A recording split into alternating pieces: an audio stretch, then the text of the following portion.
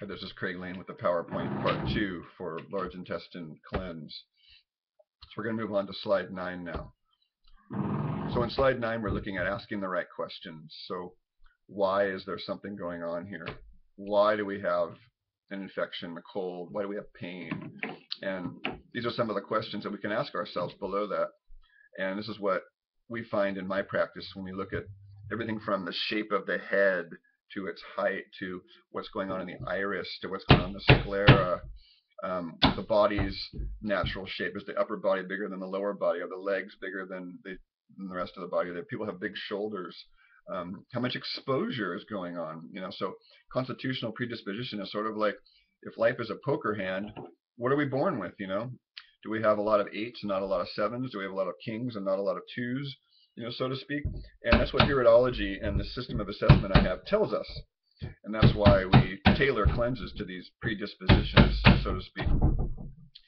What is our exposure levels? Are we in the sun a lot? Are we exposed to chemicals a lot? Do we have poor air we breathe a lot?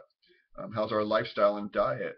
Then the terrain, the terrain we're talking about our gut, and looking at the tongue like, you look at like the tongue, and we say, how's the terrain down in there? Oh boy, we got a lot of black carpet on your tongue, so to speak. We see a yellow carpet. That tells us the gut flora. So the terrain is sort of like, weeds are only going to grow in poor soil, and so bad microbes are only going to grow into a deficient, toxic, and stagnant body. And then the final question here is, on Slide 9, is how is the communication between the brain and the gut and other parts of the body? And we'll be going over this more and more in the future about what's called the toxic stress cycle. And this is really an important delineation to look over where we are in this stress cycle and how we can reverse it. Slide 10 is there's a normal amount of mucus in the body, and we need to really take note of, we have normal lubrication that's necessary for our lungs and our gut and our nose and sinuses. And so it's really a problem when we can't get things lubricated. And in Chinese medicine, that's called yin deficiency. Catarrh, as the old nutritionists used to call it, is the normal mucus that's gotten so full of waste, it starts to slow down, it thickens, and then it gets to a point where it causes congestion. And the thicker it gets and the slower it gets, the more it harbors pathogens, and the more it harbors congestion. And there's different stages of congestion that we'll be talking about in a minute. So one of the things we look at, that when things thicken, we look at, does the mucus thicken? That's usually first. Is the bile thickened? Is the lymph thickened? And finally, is the blood thickened? Those are 4 key areas. We want to make sure that we have a lot of movement in our blood, in our lymph, in our bile, and in our mucus. And then when those start to thicken up, usually it's the mucus first. Then we have the bile and the lymph will tend to thicken second, and then the blood will thicken and get congested third. And there's not really an absolute there, but that's just the way I've seen it in my practice. Slide 11, these are the stages of congestion. And they are not necessarily in sequence, because we can have a stage 6 immediately if we have an injury. We have immediate tissue damage, and if we bite our tongue, we're going to have ulceration. So we could have, but in the degenerative processes, what we observe and what I have observed is, yes, we typically have too much mucus buildup, the tissues get inflamed, then there's inflammation, and I see this through body work all the time in people's spines and backs. There's usually an area between the shoulder blades down to the mid-back that's just usually just full of inflammation and swelling. Then long-term swelling almost always leads to hardening. And the reasons for that we'll go over later. And then when there's hardening and it gets bad enough, then the body will encapsulate. And that's a tumor. That's a cyst. That's a fibroid. That's an encapsulated toxic area of what used to be called congealed mucus in Chinese medicine. And I believe some people still refer to it that way. And then finally we end up with, when you see an abscess in the jaw or ulcers in the stomach, then that's a process of the previous 4 or 5 things building up, unless there's an immediate tissue damage or injury. Slide 12 is basically some resources of where I drew my information from. There's a lot more than this, but this is just a start for those who want to research this a bit more and who have spare time. Pardon my, I love to drink tea and eat little snacks while I'm doing this stuff. Slide 13. We're moving into some practicalities now for the cleanse. This is not a fast, and let's be clear about that. I would like to lead fasts. The problem with a fast is that it's a more extreme way of cleansing, in a way, because when we fast, by nature, we're going to cleanse, because the body's system are always trying to make balance, and when we fast, we're not using up resources to digest, in our body at least, but we're always digesting mentally, emotionally, psychically. Our senses are always digesting something. Like right now, part of my optic nerve is bringing all these sights into my brain. I'm smelling things, I'm hearing things, I'm feeling things. And in a fast, in a way, the ultimate fast would be I'm not moving, I'm sitting in silence, and I'm not eating. Then that's sort of like a deprivation thing, right? And these deprivation tanks where people, sit in complete darkness floating in a flotation tank, that's a good example. Some people start to hallucinate because their mind has nothing to do, so it has to make up something. And so the difference is we're not doing just water. We're not depriving ourselves. You get to eat all you want on this cleanse. It's just that there are qualifications of things you're going to eat. So cleansing is taking away things that we know generate waste, and we have a list here. And then we're trying to get back to, if we could lay around and rest, we could do some sort of a fast where maybe we're doing raw food only, vegan only. And to me, the vegan diet is a great diet for cleansing, but it's not, to me, it's not a great long-term sustainable diet in this kind of climate. Perhaps in the tropics it does work, and I see people where it does work for them in Hawaii or down in the hotter, more humid weather. So keep that in mind during your cleanses. If you can have a few days, especially on the weekends or your days off where you can relax, rest assured I'll be doing that, and I do that. I do liquid diet on the days where I can rest more. Slide 14. We're going to go over some of these things in the next week too, but these are the dominant patterns of this season and things you can take advantage of. The flavor of mild, pungent, and spicy goes to the large intestine and the lung.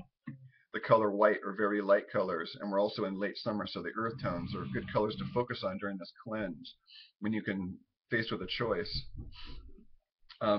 Use moistening foods, herbs if you feel dry. One of the greatest signs of dryness is constipation, and long-term constipation will lead to it, because the skin is the surface skin out here is a great mirror of the metal element, how our intestines are doing. So if you have dry lips too, especially the lower dry lip and the sides, we want to make sure that we're getting enough moistening herbs and foods. There are some sounding therapies like Om. If you really get into it, you'll feel that vibration of your diaphragm spreading out into your cells. And since the metal elements, the balance between taking in and letting go, an alternate nostril breath, which we'll be going over, and regular inhalations to exhalations is great too. Go to my YouTube channel if you want to see more about alternate nostril breath. And you can also balance. If you notice you're more of a dominant out breather, then work on your inhalation. If you notice that you're sort of a dominant inhaler, then work on your exhalation more. And you can balance that by just saying, I'm going to do an 8-second inhalation, an 8-second exhalation, and just balancing those two. Good therapy for this season.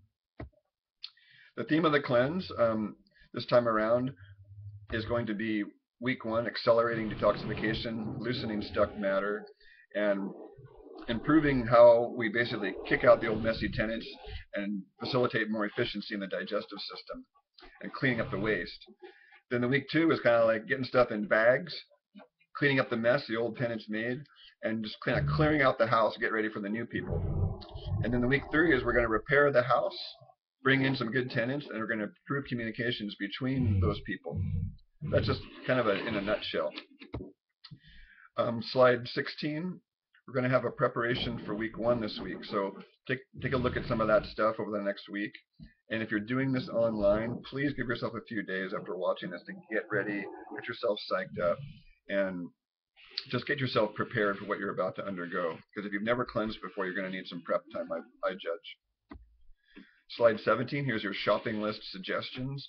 So we have, based on previous cleanses, people didn't just want the basic food chart of everything they can eat. They wanted week by week, just a basic, like some options of things to shop for. And here it is. These are my suggestions for the first week, which is next week. So you have a whole week to get this together. But make sure it's fresh. You know, fresher is better. Slide 18. You can use the recipes. You can read this slide. Really, it's about just having a sort of a net around you and realizing, oh, I got somebody he's got my back, basically. And the recipes are part of that. Some of the movement this season, because we're in the earth element moving into large intestine or metal element, you know, circular motion, so swinging our shoulders around in circles and doing hip circles and things like that, and eating more round foods and white, light-colored foods and earth tone foods. And notice some of the slides here: the Celtic Triskel, the blue in the lower right corner, and the snake shedding its skin, and the deeper layers of gold underneath and shadow. And then notice grief and respect is the metal element in that 5-starred diagram in the upper right. Grief and respect. So grieving is letting go so that we can respect our process and the process of those around us. Slide 20 is the last step in the cycle of creation and letting go. So letting go is part of this. And notice the doorway. We have to move into mystery. And life doesn't try, it just is. Birds don't try and fly. Water doesn't try and move, it just does. And so when I hear I'll try and do that, it's almost always a no. You know, there's not enough sort of behind the decision. It's like, yes, I will do that, and I'm on my way, even if it's just small steps. Slide 21, we're going to be going over a few things. So please notice what I'm saying in slide 21. And slide 22 is also some things that we're going to be going over in future weeks. But due to the length of this talk already, we have 2 parts, and it's now over 20 minutes. I think it's more important that you read through this, digest it, and start having experiential. It's really about having experiences in our body instead of conceptualizing. I'm going to leave you with this, is that the tennis player has a different experience than the person watching the tennis game. Get involved in life. Get involved in your own life and start showing up more. We have this sort of thing in some of the religions and spirituality of ascension, you know, ascending to heaven, and we're leaving this behind. But the other process in ascension is to be fully here, which is embodiment. So we breathe in and we embody, and we exhale and we ascend, and there's this cycle of balance. So just notice, I'm a big exhaler. So discernment, at the bottom of the slide, discernment is part of the metal element. Discernment is seeing clearly what is so. And this is a very important distinction. Seeing what is so, there is no charge to it, it's just the facts. I could see around my office the colors of the walls, the color of the desk, a computer screen in front of me. Judgment has a charge to it. There's always an emotional something going on, a contraction, anger, sadness, fear. There's always something. And when we start to explore our inner terrain, we can start to distinguish between how thoughts feel and when we leave a place of ease and comfort and satisfaction. And we cannot remain in those states here. Part of discernment is to realize that we cannot remain in this heart chakra exploding supernova all the time, but that the garden variety awareness, the sadness awareness, the grieving awareness, the angry awareness, they're all part of and on top of the canvas, which is the awareness that notices, and to fully embody and be here. And, you know, I'm not pro in this myself. I'm doing the best I can like the rest of us, but I'm here to teach you and point at things because I've been doing these processes a long time. And so if I have a resume of sorts, I could say that this is my dance.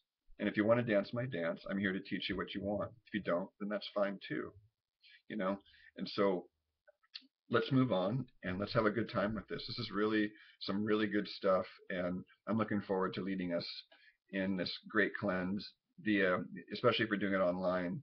You know, really stay involved and stay supported, whether it's with my team or someone in your own life, but support is key. Namaste. Have a great, great cleanse.